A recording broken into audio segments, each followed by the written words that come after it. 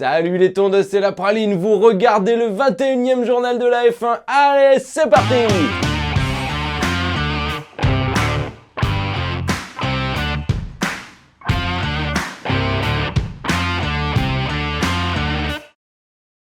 On se retrouve aujourd'hui pour un numéro spécial hors piste après le Grand Prix de Singapour. On verra dans un premier temps la vidéo What the fuck de la semaine, j'ai adoré ça, ça m'a fait beaucoup rire. On verra ensuite cette histoire de budget cap qui remue le monde de la Formule 1. Et évidemment, on finira avec le « et sinon » pendant ce temps-là. Allez, ça c'est tout de suite! Avant d'attaquer le gros morceau de l'émission et parler gros sous, diffamation, disqualification, on va se mettre de bonne humeur avec une vidéo qui m'a fait vraiment beaucoup rire cette semaine. Il s'agit de Lando Norris qui va offrir un café à Fernando Alonso, mais Fernando, il est taquin cette semaine et il a décidé de se la jouer Don Corleone. J'adore ça, regardez ça. Norris, il arrive avec son café, il lui tend, c'est très gentil jusque-là. Il sort une dosette de sucre. Fernando lui fait clairement comprendre qu'il n'a pas l'intention de lever la main de sa poche pour mettre le sucre. Alors il fait signe de lui mettre. À ce moment-là, Norris sait qu'il est piégé, il vient de se faire avoir. Il va même jusqu'à lui touiller son café avec la visseuse, paddock style. Et à la fin, Fernando revient même lui filer le gobelet vide pour lui dire « Allez, vas-y, tu peux le jeter maintenant ». C'est génial de voir deux rivaux, parce que ces deux-là se retrouvent souvent en piste l'un contre l'autre. Ils ont des voitures qui sont sensiblement du même niveau, qui appartiennent à deux écuries différentes. Se faire des petits coups de pute comme ça, je trouve ça chouette. C'est vraiment bon enfant, c'est vraiment cool. Et moi, j'adore ça.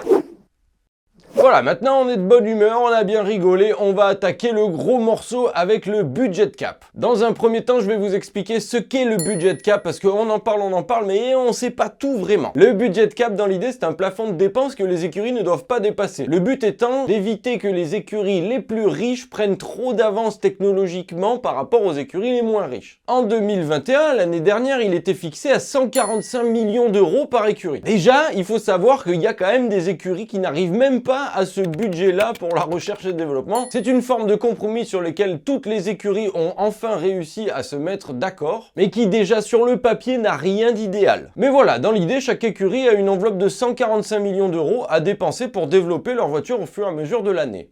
Il faut aussi savoir que beaucoup de domaines sont concernés par des exceptions, c'est-à-dire des dépenses qui ne rentrent pas en compte dans le cadre de ces 145 millions d'euros. Ces exceptions doivent tout de même être déclarées à la FIA dans le but d'avoir une transparence assez générale et d'éviter de faire passer des frais pour d'autres. Il y a tout un tas de types d'exceptions. Les principales sont les suivantes. La production et le développement des moteurs. Ça représente déjà une enveloppe d'à peu près 1 milliard d'euros par an. C'est énorme. Le salaire des pilotes et celui des 3 mieux payés de l'écurie. On a entendu des gars comme Toto Wolff, le chef de Mercedes, dire qu'il avait été obligé de licencier des employés à cause de cette enveloppe de 145 millions d'euros. Vous commencez à me connaître, je me suis posé la question, on estime son salaire à lui aux alentours de 4 millions d'euros par an.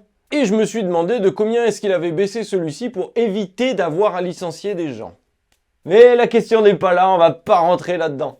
Les bonus divers, les frais d'inscription au championnat et tout ce qui est frais marketing, immobilier, juridique et frais d'hébergement. Ça représente énormément d'argent par an, c'est quasiment 2 milliards de dollars. En gros, les 145 millions du budget cap ne concernent vraiment que le développement pur et dur de la voiture. Les améliorations, la recherche et développement, ce qui fait qu'une voiture est différente à la fin de l'année par rapport au début, et aussi toutes les ressources qui sont basculées pour travailler sur la voiture de l'année prochaine. On comprend aussi pourquoi les grosses écuries, sur une enveloppe totale d'à peu près 3 milliards de dollars, trouvent que 145 millions d'euros, ça fait quand même pas lourd pour développer une voiture. Mais voilà, ça c'est le budget cap, le fameux budget cap dont tout le monde parle depuis l'année dernière, c'est ça. Depuis la semaine dernière, des voix s'élèvent dans le paddock pour dénoncer deux écuries qui auraient triché, qui auraient dépensé plus que ce qu'elles avaient le droit. Il s'agit d'Aston Martin et de Red Bull. Aston Martin parce que Lawrence Stroll, son patron, le papa de Lance, il a les poches qui débordent de billets et il a pas une gueule à pas dépenser son pognon. Et Red Bull parce que ils ont la meilleure bagnole du plateau. Et voilà. On se demande qui sont à l'origine de ces affirmations et évidemment il s'agit des concurrents directs.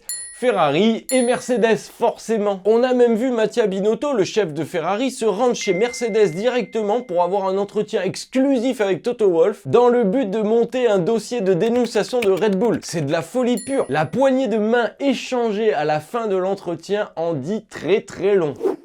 Quand je vous dis que la F1 c'est plus que des voitures qui tournent sur un circuit, ça en est la preuve. Il y a des magouilles, il y a des combines, il y a des arrangements, il y a des complots, il y a tout ce qu'il faut, une sorte de mafia interne, une politique interne, quelque chose qui est cool. On pourrait vraiment en faire des séries.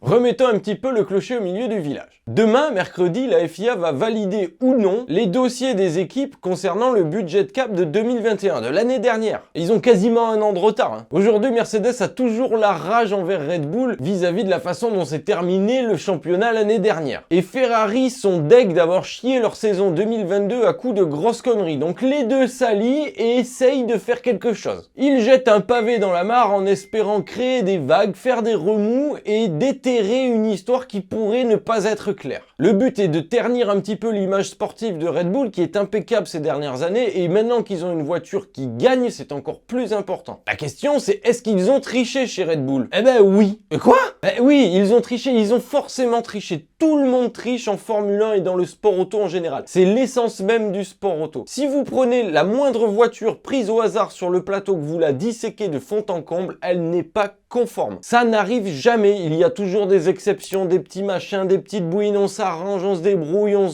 fait comme si. La triche fait partie intégrante du sport auto, ça fait partie de l'être humain. On est toujours à la limite. Sans ça, il n'y aurait pas besoin de règlement. Ça gruge partout et pour tout.